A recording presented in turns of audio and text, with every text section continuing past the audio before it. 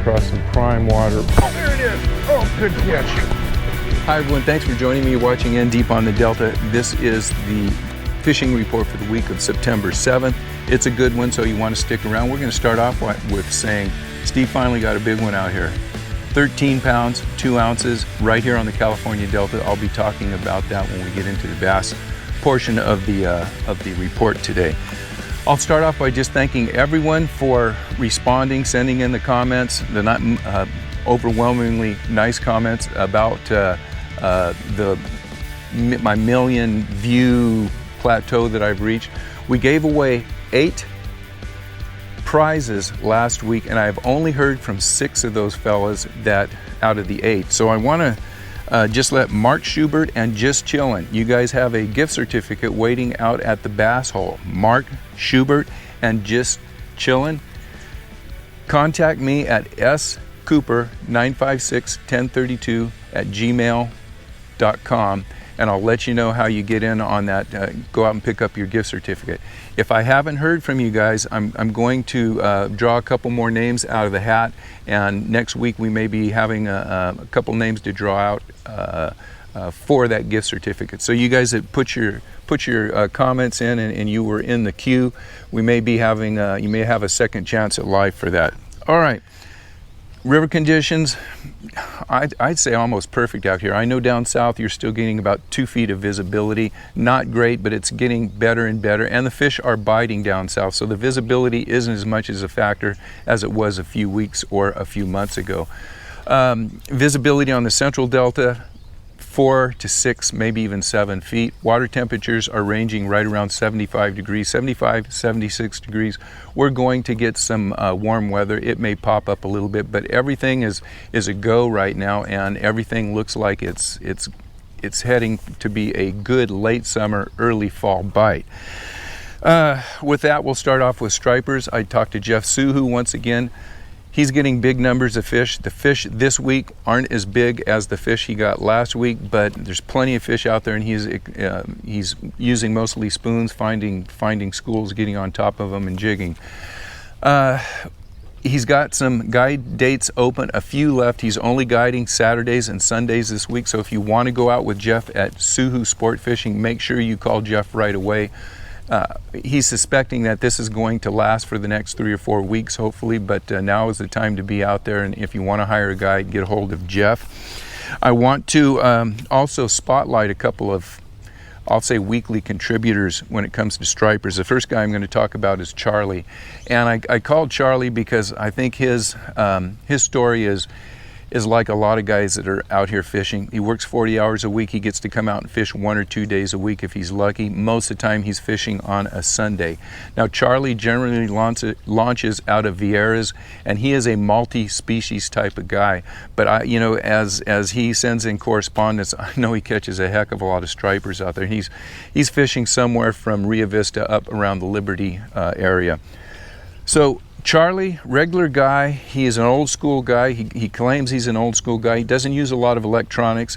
He's looking for birds. He's running to spots that he knows, just like most of the guys out here that come out on weekends. They don't turn on $10,000 worth of electronics and try to find them electronically. He's going out looking for birds, looking for cuts, looking for flats, and he does like moving water with fresh growth, flats, cuts and islands, things where you get some current. That's where Charlie's fishing.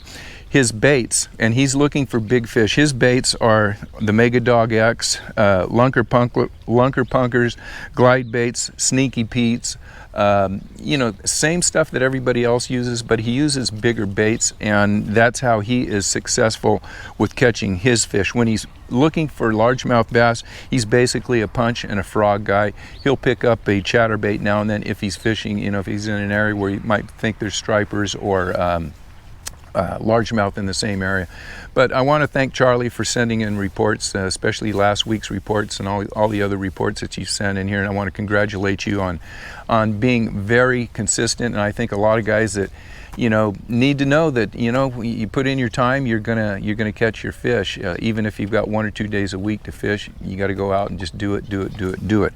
Also want to give a big hit to my partner Eddie better known as Fish King. He's been out there with a new boat. Congratulations, Eddie. He's been tearing them up too. Eddie says he has fished both the Sacramento side and the San Joaquin side. The fish on the San Joaquin side, there's more of them. He's got to move around. He's throwing, throwing all the standard paddle tails. I know what Eddie throws. He likes the S-Waver. He's got a couple of kids, so throwing out a little paddle tail on a spinning rod really works for him. So San Joaquin side, he says you got to move around a little bit, but you'll find the fish. There's enough of them in the system. You fish in points. You're fishing all the inlets to the main channel. You'll find some fish. The fish seem to, for him, have been staying around and giving them a chance to fish for them. They're not fish that you find and they move right away. Now, he has had some success on the Sacramento side. He thinks that there's fewer fish on the Sacramento side. They're a little bit bigger and those fish are moving. So what he's doing on the Sacramento side is trolling, standard stuff, trolling for the stripers. When he gets into the San Joaquin side, he's slowing down, maybe fishing live bait, paddle tail swim baits, S-Wavers, things of that nature. So Fish King, thanks a lot, and keep those kids in the boat. It's going to pay off. All right, and I have been getting striper reports from all over. Jerk baits are picking up a lot of fish for the bass fishermen. They're starting to use jerk baits and A-rigs.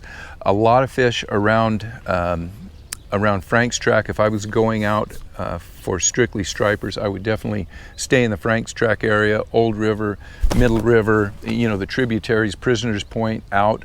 Should be a lot of fish in there. I see a lot of guys out around Prisoners Point the last week or two, and they've been holding in there, so I know there's fish in there. Okay, let's get into the largemouth bass, and I know you guys are waiting to hear about this 13.2. I'm going to show a picture of Steve and his 13.2 pound bass.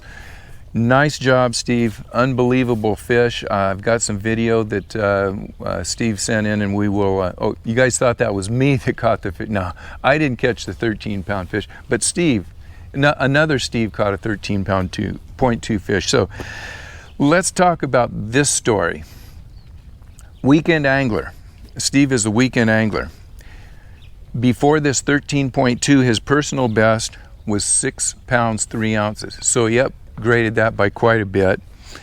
He's fishing in 14 Mile Slough, fishing in a big open area, 9 feet of water. What did he use? A small popper. I asked him what brand it was. He didn't know. His wife got him one of those boxes, Tackle X box or whatever. Found a popper in there, oddball popper, put it on. It picked up a 13.2 pound largemouth. The popper was about 4 inches long. It was in bass color, 9 feet of water over grass. And that was his either second or third fish that he's ever caught on a top water. 13 He caught it on a spinning rod, 40-pound test with no leader on it. Go ahead, baby. Congratulations, Steve. It's going to be a while before you get another one like that. So anyhow, that was Steve's 13.2 pound. Everyone is catching fish out there. What I can say is it's a junk fishery right now. Top waters are good. The punch bite is on. They're taking frogs. If you want to catch multi-species, throw a jerk bait, flukes, a donkey rig with a fluke, S-Wavers, glide baits, and you'll probably get both stripers and largemouth. I will say that last week, because of the balmy weather and the cloudy weather, I stayed with topwaters, and it wasn't all day long bite. There was periods where you go for an hour and a half without a bite, but they all seem to be coming up to topwaters throughout the day. The main tide that everybody's talking about is the high outgo. About 2 hours into that outgo tide, it seems like the fish really pick up. It is very important, though, to get out and spend a long day. You may find a couple hours of no bite, and then all of a sudden when the tide turns, whether it's coming in or going out, you want to look for that outgo, but it just doesn't matter. When that tide turns around, the fish start getting very active.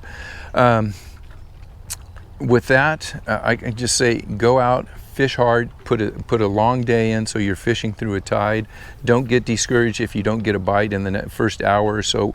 Move around, be patient, but go out there and try different things. Again, jerk baits, chatter baits, spinner baits, moving baits are doing really well. Topwater chugging baits, the whopper plopper has been very good. When I pull out a worm, I'm catching fish, but the worms are seemingly catching smaller fish. But a lot of guys, a lot of reports, there are good fish being picked up on worms all over the system. Just go out there and junk fish, you know, be versatile and fish what you need to fish to fish the cover in front of you wherever you're at the time.